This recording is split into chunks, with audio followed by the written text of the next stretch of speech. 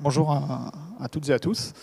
Donc, je m'appelle Guylain Bardou et j'ai fondé un programme qui s'appelle Under the Pole en 2008, qui perdure encore aujourd'hui et qui a donné son nom finalement au-delà d'une première expédition qui visait à explorer l'océan glacial arctique, qui est couvert de banquise en hiver et en partie en été. Qui est devenu un programme au fil des années, donc on a 16 ans aujourd'hui, qui vise à explorer en plongée les océans.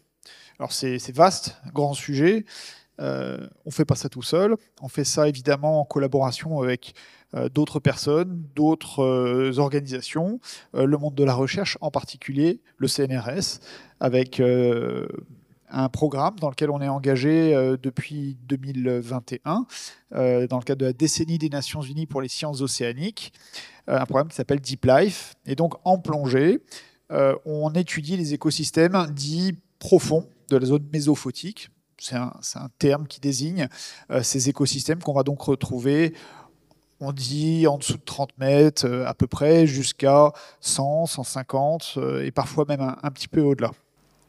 À l'échelle des océans, en fait, l'humain n'a accès qu'à une partie très superficielle des océans.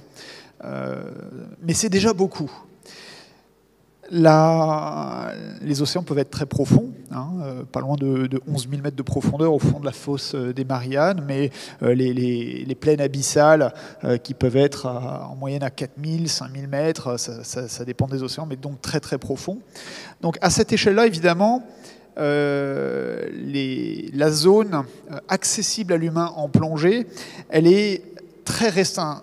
En fait, elle semble très restreinte, et pourtant, il y a un intérêt très important, à étudier cette zone, à plonger dans cette zone. Alors, l'émerveillement peut commencer à n'importe quel âge en plongée, dans un cadre de loisirs, de découverte. C'est souvent comme ça que naît une passion et peut-être des vocations pour certains qui vont y consacrer leur vie dans différents cadres.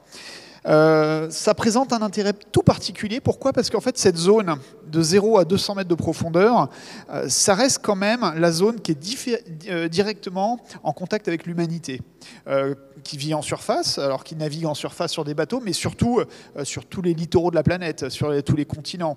Les premiers mètres, les premières dizaines de mètres des océans, c'est ceux qui vont être au contact des rivières, des estuaires, des fleuves, qui vont être au contact du tourisme, de la pêche principalement. Voilà. Et donc, c'est des zones qui peuvent être impactés et qui peuvent avoir un rôle écologique majeur partout dans le monde. Voilà. Et c'est pour ça que depuis quelques années, avec Under the Pole et ces instituts de recherche, on mène des programmes en plongée qui visent à étudier, à mieux comprendre, à inventorier ces écosystèmes profonds, in fine, pour tenter de mieux les conserver.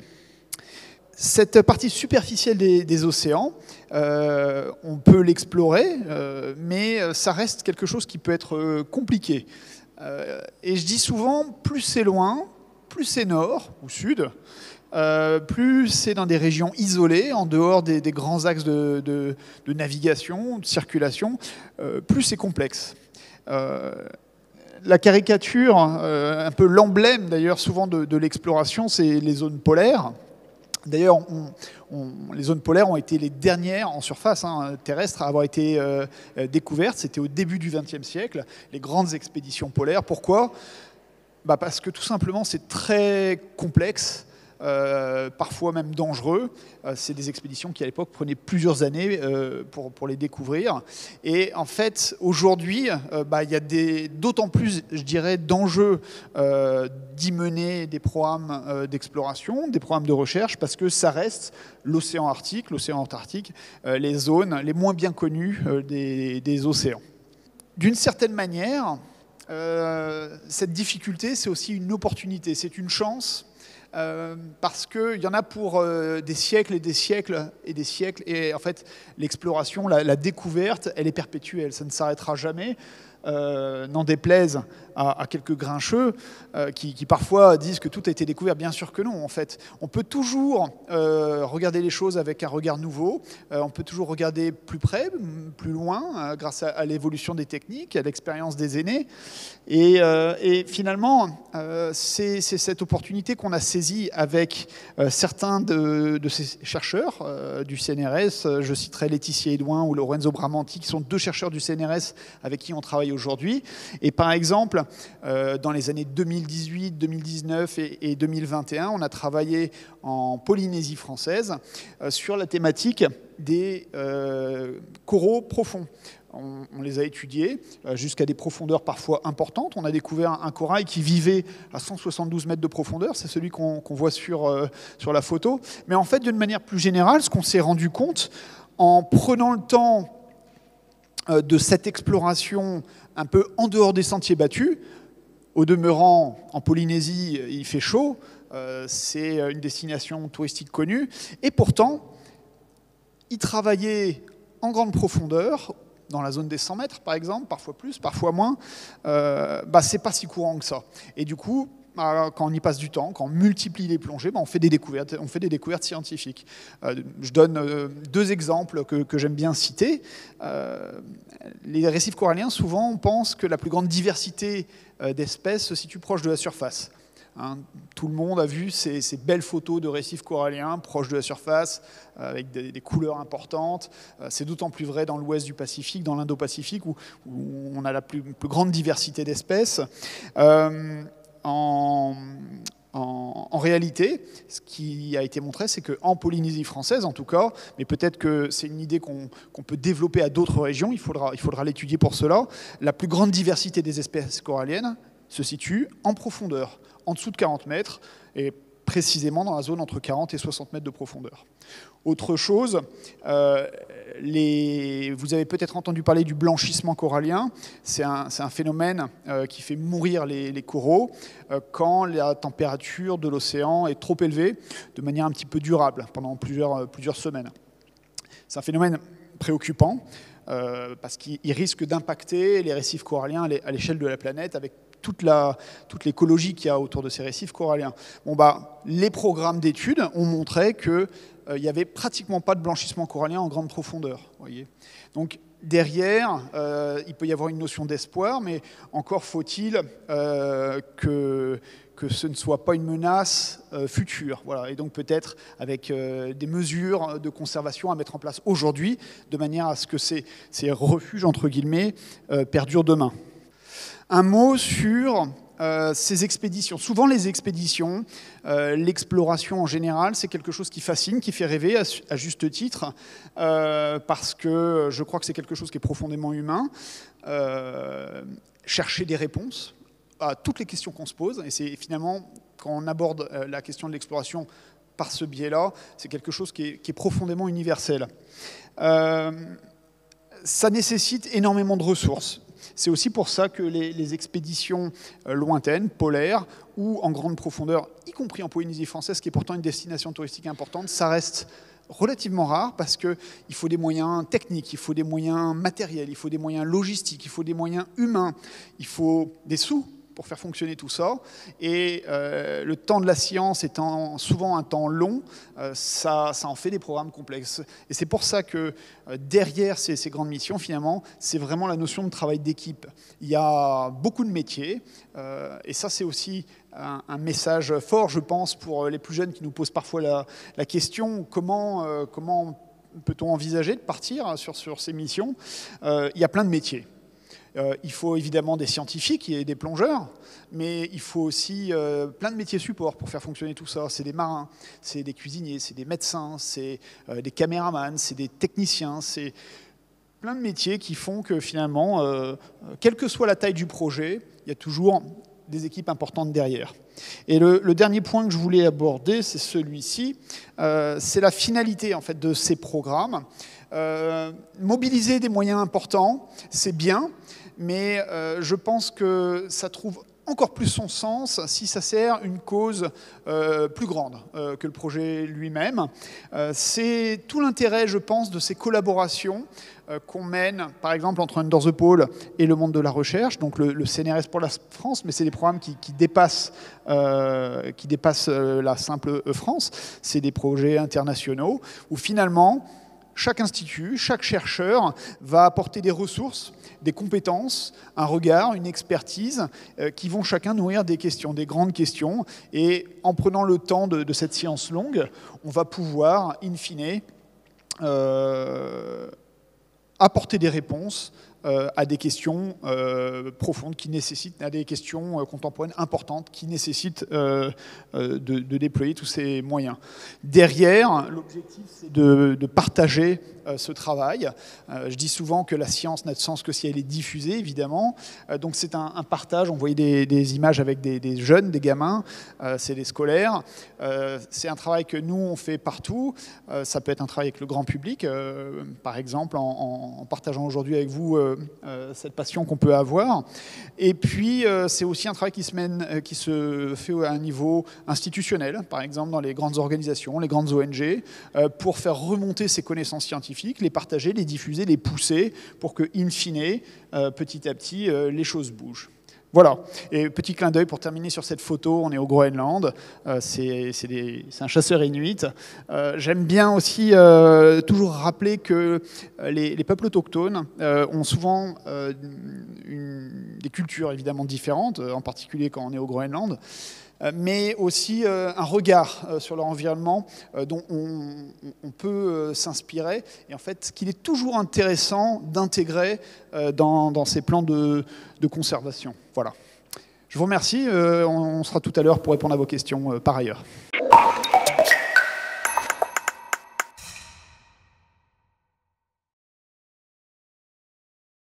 Merci, bonjour à tous.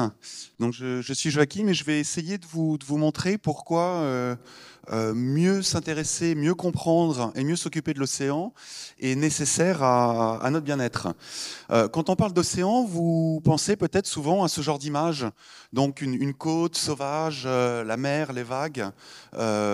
Et en fait, c'est aussi beaucoup d'autres choses que ça, l'océan.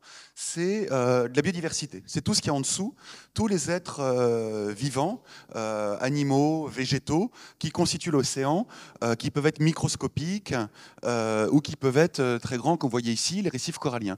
Donc c'est beaucoup de vie, et c'est aussi nous, les hommes, l'océan. On les utilise pour la plaisance, pour le commerce, pour la pêche, donc pour se nourrir, pour de l'énergie. Donc c'est énormément d'activités en plus de cette biodiversité, et il faut que tout ça puisse cohabiter.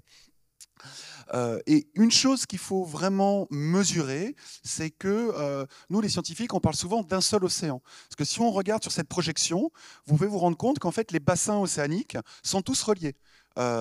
Et donc, on parle d'un seul océan. Et donc, ce qui se passe à un endroit peut avoir un impact à un autre endroit, parce qu'on parle vraiment que d'un seul océan. Et pour vous prendre la mesure de la place de l'océan sur la Terre, vous savez qu'on appelle la planète bleue souvent. Donc ici, vous pouvez voir sur ce petit camembert là, ça c'est la surface des terres émergées. Et vous voyez que les 2/3 de la planète, c'est bleu, c'est l'océan. Et donc, l'idée que je voulais vous montrer, c'est que donc notre bien-être dépend d'un océan en bonne santé.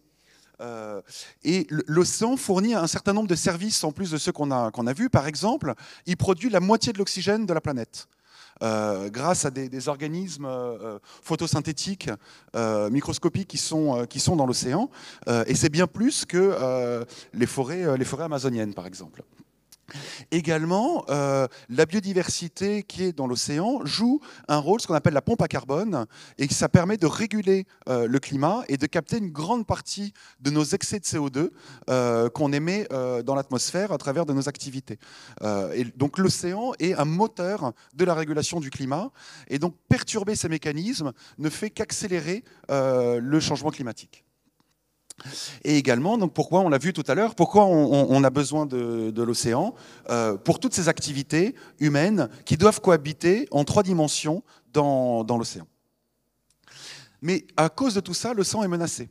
par les raisons même de nos activités, il est menacé. Par exemple, on peut voir sur cette carte qui représente ce qu'on appelle l'impact cumulé des activités humaines. Donc c'est sur chaque pixel, on regarde le type d'activité qui s'y passe, trafic maritime, pêche, etc. Et on mesure l'impact que ça peut avoir sur les habitats. Et on cumule ça. Je vous passe un peu tous les détails. Mais en gros, plus c'est rouge, plus il y a de l'impact. Et vous voyez qu'il n'y a pas de zones qui sont vierges d'impact. L'empreinte humaine sur l'océan est absolument partout. Et une des raisons de ça, c'est ce qu'on appelle l'accélération bleue. Donc là, c'est écrit un peu petit, vous ne voyez pas, mais c'est toutes les raisons pour lesquelles on s'intéresse à l'océan, donc pour la nourriture, pour des matériaux ou pour l'espace, par exemple, pour le trafic maritime ou passer des câbles sous-marins. Et toutes ces activités humaines dans l'océan augmente au cours du temps, là c'est une échelle d'intensité en fonction du temps, augmente de façon exponentielle. Et donc depuis peu, ça explose, l'océan n'est plus une frontière. Ça c'est important à se représenter. Et également, il y a une forte concentration des bénéfices de l'océan par très peu de grands acteurs économiques. Les 100 plus grandes entreprises qui bénéficient de l'océan, que ce soit pour des croisières, pour l'exploitation, l'extraction d'énergie ou pour le commerce maritime, les 100 plus grandes représentent 60% des revenus totaux générés par l'océan. Et on voit que dans certains types d'activités, par exemple les croisières, les 10 plus grands du secteur représentent 93% de toute l'économie. Pour le shipping, donc le trafic maritime, les 10 plus grands représentent 85%. Donc il y a une très très forte concentration. Il y a très peu d'acteurs qui ont un rôle considérable.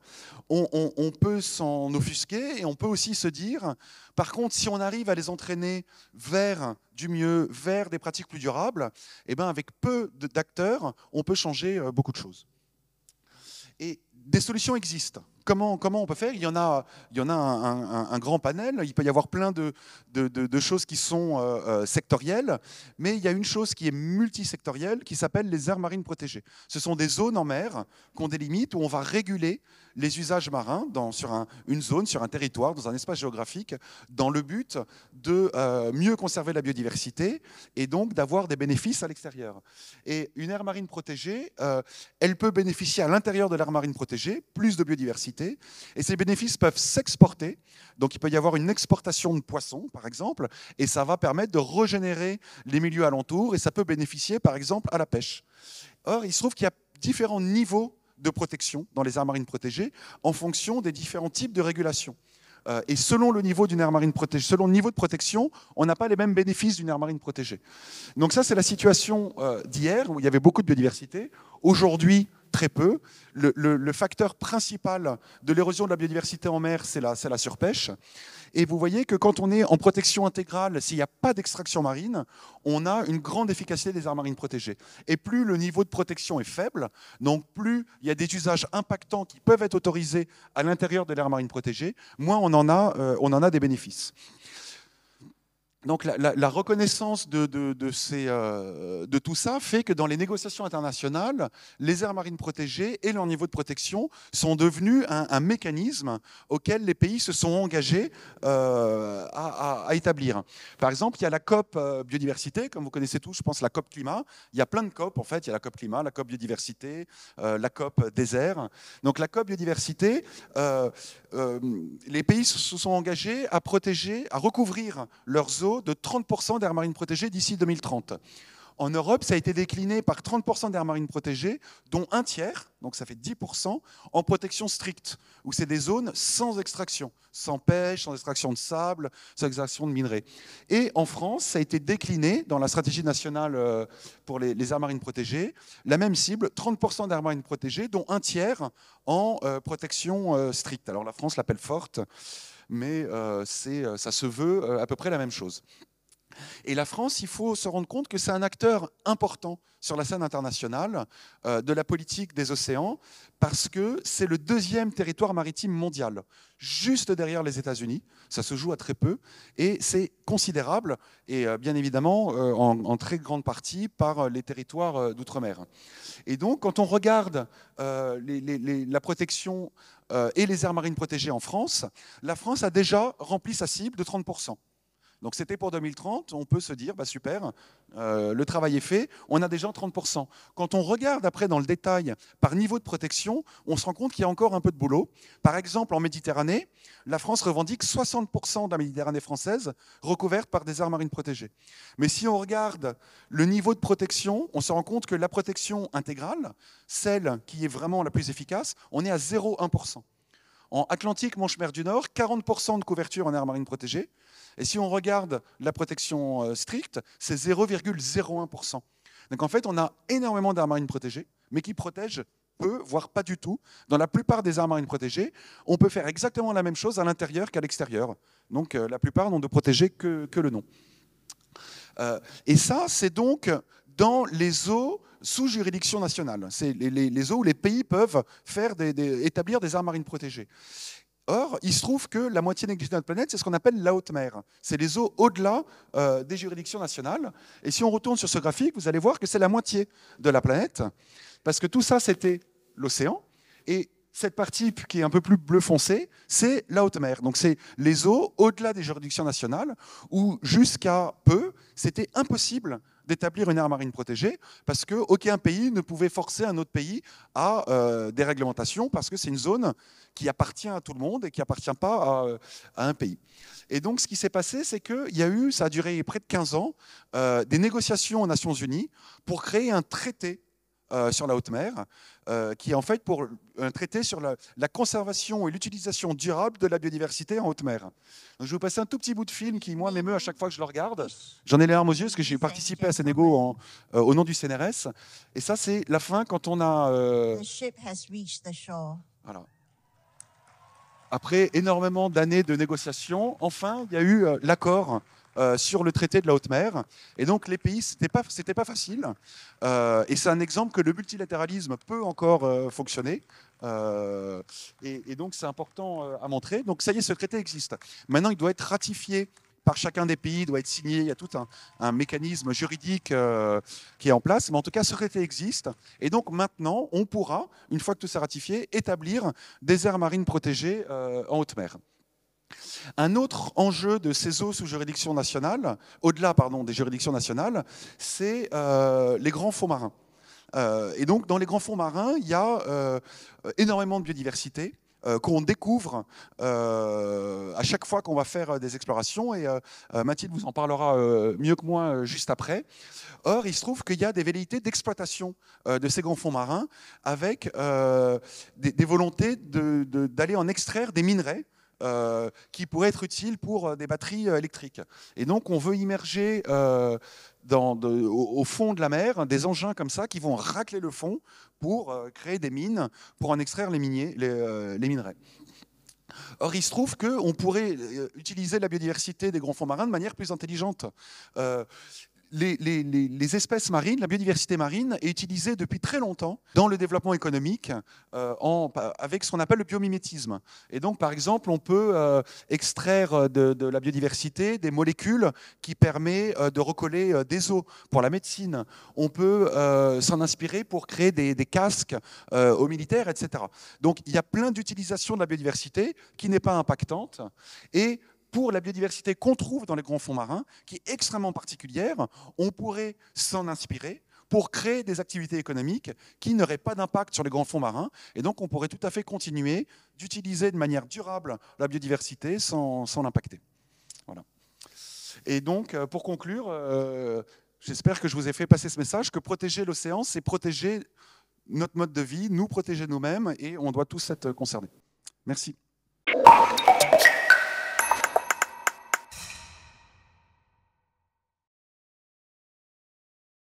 Bonjour, oui, je vais enchaîner. Alors maintenant, je vais vous parler des grands fonds marins et je vais prendre une perspective qui va être bien différente des deux présentations qui ont précédé, puisque maintenant, on ne va pas s'intéresser directement à des problématiques de préservation, ni au temps court qui sont nécessaires à la préservation de notre habitat, la Terre, hein, donc avec les bouleversements climatiques, etc., qu'on a engendrés nous-mêmes, hein, mais qui va s'intéresser au temps long pour vous montrer comment, dans les grands fonds marins, la Terre, la vie et l'océan se sont intégrés pour façonner notre planète depuis en fait des milliards d'années.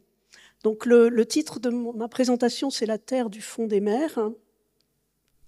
Et le message que j'espère vous faire passer, encore une fois, c'est qu'un processus dont vous avez certainement tous entendu parler, qui est actif sur notre planète, qui s'appelle la tectonique des plaques, fait en fait de notre Terre une planète unique, dans laquelle l'océan, la Terre solide et la vie ont interagi depuis des milliards d'années. Donc l'indication la plus claire de ce mécanisme de tectonique des plaques, hein, c'est cette carte des âges des grands fonds océaniques. Alors les couleurs, je ne sais pas si vous pouvez lire la légende, mais les couleurs en rouge représentent ce qui est de moins de 10 millions d'années, et les couleurs en bleu foncé et en mauve représentent ce qui est de plus de 140 millions d'années. Et ce qu'on voit sur cette carte, en fait, c'est que en fait, les océans, les grands fonds, qui représentent plus de 60% de la surface de notre planète, donc c'est considérable, eh bien, à l'échelle de l'âge de la Terre, c'est extrêmement jeune. 200 millions d'années contre 4,5 milliards d'années. Et donc, ce que ça veut dire, c'est ça fait plus de 3 milliards, probablement 3,5 milliards d'années que la tectonique des plaques est active. Et ce qu'elle fait, c'est qu'elle crée des nouveaux grands fonds océaniques à l'axe des dorsales, qui sont ces zones en rouge où l'océan est le plus jeune. Et ces fonds océaniques sont ensuite réengloutis à l'intérieur du manteau terrestre au niveau des fosses de subduction. Donc c'est ce qu'on appelle le cycle des plaques océaniques, hein, et qui est schématisé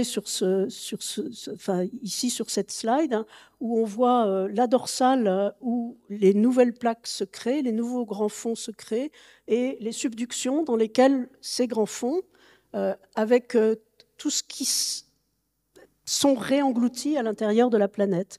Et pour vous montrer que c'est vraiment quelque chose d'important, je vous montre une image à droite de tomographie sismique, hein, du manteau terrestre au niveau des États-Unis, qui vous montre que sous les États-Unis, on peut imager cette zone un peu vert pâle, hein, qui est en fait une ancienne plaque océanique qui a été subductée.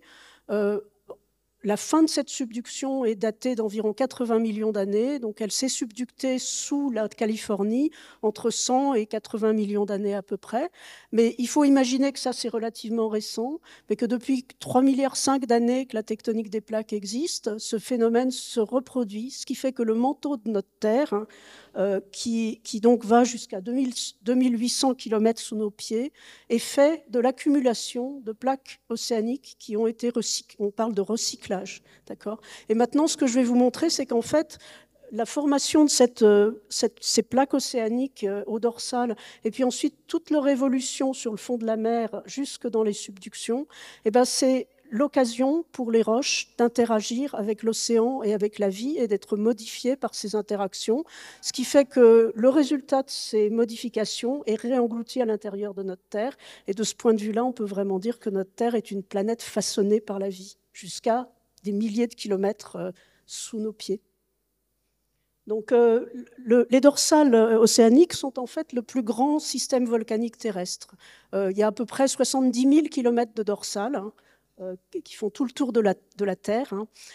Et ces systèmes volcaniques, évidemment, émettent des laves, ils émettent des gaz, hein, ils émettent aussi beaucoup de chaleur. Hein, et tous ces matériels sont transférés en grande partie à l'océan, donc à la colonne d'eau.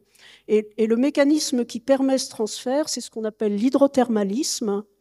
Et l'hydrothermalisme, c'est tout simple, c'est la croûte au fond des océans est perméable, elle est fissurée, l'eau de mer s'infiltre, elle se réchauffe quand elle s'infiltre, elle devient corrosive, elle dissout certains éléments des roches, elle se charge en éléments chimiques, et ensuite elle se réchauffe et elle remonte, et elle ressort sur le fond de la mer. Et dans certains cas, on peut observer ce que je vous montre ici sur cette diapo, des fumeurs noirs, ce qu'on appelle des fumeurs noirs, c'est-à-dire des sorties de fluides hydrothermaux qui sont à des températures entre 300 et 400 degrés et qui sont très chargés en toutes sortes d'éléments chimiques. Et tout ça, évidemment, toute cette température est transférée à l'océan, mais surtout tous ces éléments chimiques sont transférés à l'océan. Ça, c'est un des aspects des transferts, mais l'aspect le plus fascinant, en fait, c'est que l'hydrothermalisme, c'est aussi le moyen de soutenir une vie qui n'est plus photosynthétique, mais chimiosynthétique, c'est-à-dire que l'énergie est fournie aux micro-organismes via les espèces chimiques qui sont contenues dans les fluides. Et ça permet de construire des écosystèmes. Vous voyez un exemple ici sur un site hydrothermal de la dorsale atlantique. Tout ce qui est blanc, c'est des tapis bactériens, donc c'est toutes sortes de colonies d'une grande diversité de bactéries et qui permettent en fait à des moules et à d'autres organismes de vivre. Et donc, ce qui se passe, c'est que cette vie modifie aussi les interactions entre les fluides et les roches. Les bactéries en particulier, on a pu montrer que leur activité permet d'activer certaines réactions chimiques entre les fluides et les roches. Et donc, la vie et les circulations hydrothermales modifient la composition des plaques océaniques qui vont être subductées et ont donc une influence sur le manteau terrestre. Et donc, le message que je voudrais vous faire passer, et c'est un message qui, pour moi, rejoint la problématique de la préservation. Parce que quand on parle de préserver l'environnement de notre planète, notre habitat, à nous, les hommes, mais aussi à toutes les espèces vivantes, on doit imaginer de quoi on parle. Et de quoi on parle, en fait, ce n'est pas d'une terre dans laquelle on peut saucissonner l'atmosphère, l'océan, la vie, les roches, etc. C'est ce qu'on appelle un système Terre, dans lequel tous ces éléments, les fluides, donc l'eau de l'océan, la vie, les micro-organismes en particulier, et les roches interagissent avec des interactions très complexes qu'on connaît encore très mal. Mais c'est comme ça qu'il faut imaginer les choses. Voilà. Et c'est dans ce cadre-là qu'il faut imaginer la préservation. Voilà, donc pour terminer, j'ai une petite vidéo que je vais vous montrer qui vous montre certains aspects de ces fumeurs noirs des grands fonds océaniques au dorsal. Donc là, ce qu'on voit, c'est les sorties de fluides avec les fumeurs et l'instrument qui est en train de se préparer à échantillonner ces fluides pour les mesurer en laboratoire. Ici, vous voyez l'énorme biomasse qui peut être générée par ces fluides, par des systèmes symbiotiques entre les bactéries et les organismes. Là, c'est une grande quantité de crevettes. Et ici, je vous montre aussi un passage où on s'éloigne un tout petit peu des sorties de fluides les plus actives. Et à ce moment-là, vous voyez encore quelques crevettes, mais vous voyez aussi des anémones. Et ces anémones ne sont pas des organismes spécifiques aux grands fonds hydrothermaux. Comment est-ce que ça s'appelle? Elles se nourrissent de débris de la vie symbiotique. Et là, les poissons, c'est pareil. C'est des poissons tout à fait ordinaires, mais qui trouvent là une oasis de vie sur laquelle ils peuvent se développer. Voilà. Merci.